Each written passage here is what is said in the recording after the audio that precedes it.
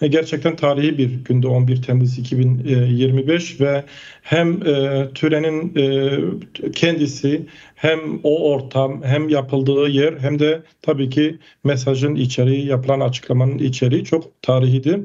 Bir kere oldu, yani bu açıklamanın olduğu yer bir dağın yamacı Cesene mağarası ve bu Cesene mağarası daha evvel ta Osmanlılar zamanında bile Kürt direnişçilere mesken olmuş bir yer, bir direniş bölgesi. Orada olması çok anlamlıydı bence. Yani hem dağın girişi, hem dağın kapısı, hem ovanın başladığı yer, hem dağın başladığı yer olması itibariyle mekan olarak da çok anlamlıydı diye düşünüyorum ve bu mekan açıklamanın siyasi içeriğiyle de uyumluydu. Siyasi içerik neydi? Zaten sabahtan itibaren bütün haberlerde, bu programlarda bu aktarılıyor. Siyasi içerik de şudur: Kürt Özgürlük Hareketi, biz kendi irademizle... O içeriye girmeden, yani bu mekanın olması Kürtlerin 100 yıllık özgürlük arayışının tarihsel bir devamlılık içinde olduğunu mu gösteriyor bize? Yani bu böyle bir anlam mı ifade etti bugün? Hem o sürekliliği bize gösteriyor, bir direniş kalesi olması ve zaten bir bütünen dağların Kürtler için bir direniş mekanı olması açısından önemliydi. Onu kastetmeye çalıştım. Hem de orada yani şöyle bir mesaj da verildi, içerikle uyumlu bir şekilde.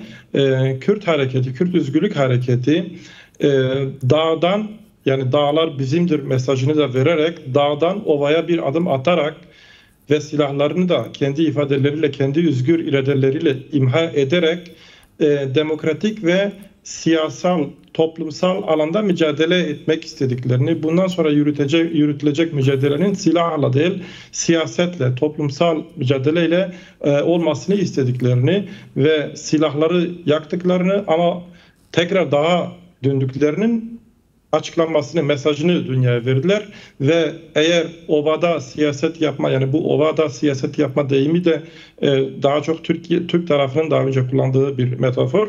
Eğer ovada siyaset yapma, yani dağdan inip demokratik siyaset yapma kanalları, yolu açılırsa, zemini olursa biz buna hazırız mesajını verdiler. Yani içerik ve mekan bu anlamda bence uyumluydu diye düşünüyorum. Zaten orada verilen mesajların başlıkları da çok konuşulduğu için tekrara girmek istemiyorum. Tabii biraz atmosferden de bahsetmek istiyorum. Yani gerçekten atmosfer çok farklı bir atmosferdi. Orada olanların hepsi, yani oraya gelenler tabii belli sayıda, sınırlı sayıda insan orada hazır bulunuyordu. Daha evvel güvenlik sebebiyle gazetecilerin ve çok sayıda kişinin alana alınmayacağı söylenmiş. Çok yoğun bir güvenlik tedbiri vardı ve bunun da altını çizmekte fayda var. Ev sahipliğini de YNK yaptı ve YNK de bence bu konu bağlamında başarılı bir organizasyon yaptı. Bunu da hakkını vermek gerekiyor. Yani çünkü bir kaygı da vardı. Yani çok büyük bir meselenin konuşulduğu bir törenden bahsediyoruz ve ilk defa hem KCK Yürütme Konseyi Eş Başkanlığı düzeyinde Sayın Bese Ozat'ın orada olması, hem silahlı gerillaların orada olduğu ama hem de Türk devlet yetkililerinin de olduğu ve bütün bu herkesin 50-100 metrelik yan yana olduğu bir mekandan bahsediyoruz ve öyle bir ortamda tabii hem işte yani bir şey vardı, bir gerginlik demeyeyim ama çok ciddi bir sürecin ve yapılan işin ciddiyeti, geleceğe dönük belirsizliğin verdiği bir ruh hali ve tabii ki birçok insanın da orada işte Bese Ozat ve onun şahsında Kürt Özgürlük Hareketi yöneticilerinin, gerillaları, özellikle de kadın gerillaları görme heyecanı da vardı ki bu sloganlara, alkışlara da yansıdı. Dolayısıyla çok farklı bir ortamdı. Ben belki tam ifade edemiyorum ama bir şey sormak istiyorum. Evet, bir şey sormak istiyorum. Şimdi sen paylaşımda bir şey söylüyor. Diyorsun ki canlı yayın yapılmasının daha çok da Ankara tarafından baskınlandığı ve engellendiği yönünde. Fakat bugünkü seremoniye, bugünkü şeye baktığımız zaman bu engelleme, bu endişe yersiz olduğu ortaya çıkmadı mı? Yani Yani bu bir endişem mi veya siyasi bir hesap mı bilmiyorum ama bu konuda iki bilgi, yani hem bilgi hem izlenim paylaşmak istiyorum Cahit Mervan. Bir, Evet. bahsettiğin konu, yani daha evvel bir basın açıklaması yapılacak ve gazeteciler orada olacak, hatta gazeteciler akredite de ettiler. Biz sabah ilk gittiğimizde bir daha, yani ilk toplanma mekanı, ki bu basın yani törenin olduğu yerden biraz daha uzaktı. Törenin yeri de, yani biz de oraya gidene kadar bilmiyorduk. Çünkü bir güvenlik sebebiyle törenin nerede olacağını kimse bilmiyordu. Ama Dulkan'da bir otel avlusu ve işte bahçesi falan, orada herkes toplanıyordu ve yüzlerce gazeteci oradaydı. Şimdi daha sonra bu iptal edildi. Güvenlik sebebiyle canlı yayın olmayacak denildi ve bizler de nezaretle biliyor, alana girdiğimizde telefonlarımız falan artık çekmiyordu. Yani erişim imkanı yoktu. CM'ler falan kullanılıyordu. Dolayısıyla da Türk tarafı güvenliği gerekçe göstererek bence Kürt Özgürlük Hareketi'nin bu bir propagandaya dönüştüreceği veya doğalında bunun bir Kürt Özgürlük Hareketi'nin propagandasına dönüşeceğinden kaygılandı ve bu sebepten dolayı işte canlı yayın olmasın talebi Türk tarafından gelmiş. Bu bir duyum olarak, yani bir bilgi olarak, duyum değil, bir bilgi olarak söylemek durumundayım ve bence de senin de belirttiğin gibi bu konuda amacına ulaşmadılar. Çünkü dünya medyasını da takip ediyoruz. Bir tek bu kirli dil kullanan şu anda bu konu hakkında Türk medyası, ama dünyada şu anda bu gerillaların orada bulunması, verdikleri mesajın içeriği konuşulur. Bu anlamda amacına ulaşmadı, yani karşı taraf canlı yayınları engelleyerek. Canlı yayınlar olsaydı, belki şunu da söylemek istiyorum, orası yani küçücük bir alandı, o kadar gazeteci bile oraya sığmaz, yani öyle bir durum da var, fiziki açıdan öyle bir durumdan da bahsetmek zorundayım.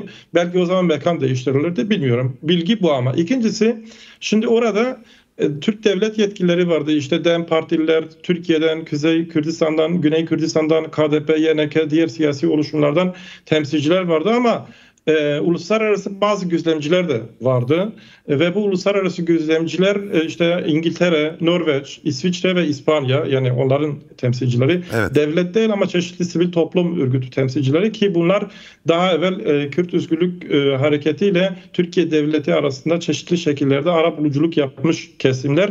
Normalde bu inisiyatif her iki tarafla da, aldığım bilgilere göre her iki tarafla da görüşerek silahların yakılması esnasında onların da orada hazır bulunması, tören alanındaydılar ama silahların yakılma durumunu kayıt altına almak istemişlerdi ve taraflar da bunu kabul etmişti ama son anda bu da iptal edildi. Niye?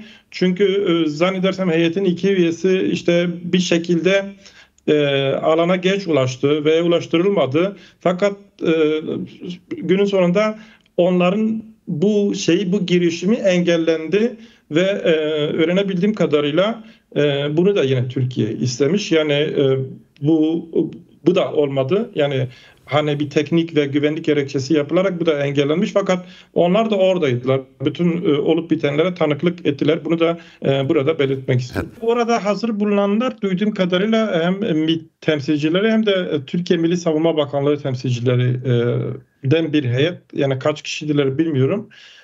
Fakat yani anladığım kadarıyla yani onlardan bir iki kişi muhatap oluyordu aracılarla. Yani çünkü aracılar kim? Orada hem DEM partili bazı yetkililer aracı idi hem de YNK'liler. Dolayısıyla anladığım kadarıyla daha evvel zaten böyle bir organizasyon için bile olsa bir temasları yaşadıkları için bir normal bir diyalog vardı gözlemleyebildiğimiz kadarıyla. Fakat doğrudan şimdi Bese Ozat ve diğer gerillalar Cesene bölgesine, yani o mağaradan, merdivenlerden inerken gelip platforma, sahneye çıktıklarında zaten onların, yani Türk heyetinin yanından geçtiler. Belki işte aralarında bir 10 metre falan yoktu. Konuşmanın yapıldığı masayla onların bulunduğu yer 10 metre yoktu ama zaten gerilla grubu ve Sayın Beşir Ozat'ın alandakilerle doğrudan bir teması olmadı. Türk yetkililerle de olmadı ama organizasyon için işte çünkü bir yarım saat aksama oldu. Aksamanın sebebi de artık tam neydi onu da bilmiyorum. Az evvel söylediğim sebeplerle miydi bilmiyoruz ama saat 11 dediler. 11.30'da başladı. Fakat bir görüşme trafiği vardı dolaylı. Yani onlar DEM partiler ve YNK'lilerle görüşüyordu. YNK'li ve DEM partiler gerillaların bulunduğu yere gidip geldiler birkaç defa. Bunu gördüm ama konu neydi bilmiyorum. Yani daha net bir ifadeyle doğrudan bir temas olmadı.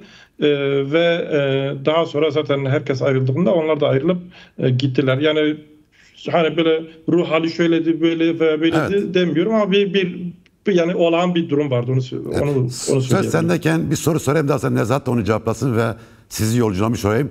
Bugünkü yapılan eylem, seremoni ve tören her neyse yani silahların yakılması, sembolik olarak bu ortaya çıkan tablo, büyük resim Türkiye'deki siyasete nasıl yansır? Yani Türkiye iktidarı buna nasıl cevap verir sence? Yani sadece bir analiz olarak nasıl yorumlarsın? Şimdi ben bu soruyu yani bu alanda, bu ortamda ve daha sonraki işte 1-2 saat daha oralarda kaldık. Bazı kişilere de ben de sordum. Hem böyle uluslararası anlamda yani işte bu işleri takip eden bazı misafirlerle hem de buradaki bazı misafirlere sordum anlamak açısından. Şimdi şöyle bir şey var yani genel böyle bir kanaat var. Sadece benim kanaatim değil. Kürtler, Kürt Özgürlük Hareketi, KCK yani bu taraf, Kürt tarafı atabildiği bütün adımları atmıştır bugünkü bu törenle birlikte. Bundan sonrası eğer bu süreç yürünecekse artık bunun karşılıklı adımlarla olması gerekiyor. Yani bundan sonrası Türkiye devleti, devlet tarafı herhangi somut ve bağlayıcı bir adım atmadıkça Kürt tarafının atabileceği başka bir adım da kalmamıştır şeklinde bir kanaat var. Ben de bu kanaatteyim. Ve bunu kanaatimce Türk devleti de biliyor. Bilmiyorsa da yanılıyor diye düşünüyorum. Ve tabii Tayyip Erdoğan yarın konuşacak, neler söyleyecek onu bilmiyorum ama şöyle bir sonuç da var. Şimdi bugünkü törende az evvel bahsettiğimiz soruyla da bağlantılı. Tamam devlet yetkilileri vardı ama bu devlet yetkilileri MİT ve Milli Savunma Bakanlığı'ndan kişiler. Yani siyasi temsil yoktu. Siyasi temsil olmadığı için aslında devletin meseleye halen güvenlik perspektifiyle, güvenlik ve istihbarat perspektifiyle baktığı ortaya çıkıyor. Yani eğer gerçekten de devlet siyasi bir bağlayıcılık yapmak isteseydi oraya siyasi temsilciler yani mesela diyelim ki AKP'den, MHP'den bir iki milletvekili de gelirdi ve bu törenin, bu açıklamanın etkisi bambaşka olurdu. Bu belki erken bir yorum olur ama eğer bu anlamda yapıldıysa önümüzdeki günlerde eğer tekrardan bir güvenlik perspektifiyle, eski zihniyetle yani işte silahları devre dışı bırakalım, gerisi işte ufak tefek bazı şeyler belki olur belki olmaz şeklinde bir politika, bir plan varsa o zaman bu hem Türkiye için hem herkes için yeniden yepyeni bir durum olur ve olumsuz bir durum olur. Dolayısıyla bu yorumu şimdiden yapmak istemiyorum ama şunu söyleyebilirim. Bugün itibariyle yani Türk devleti tarafından bir zihniyet dönüşümünün yaşandığını söylememiz için daha erken ve böyle bir şey henüz görülmüyor maalesef.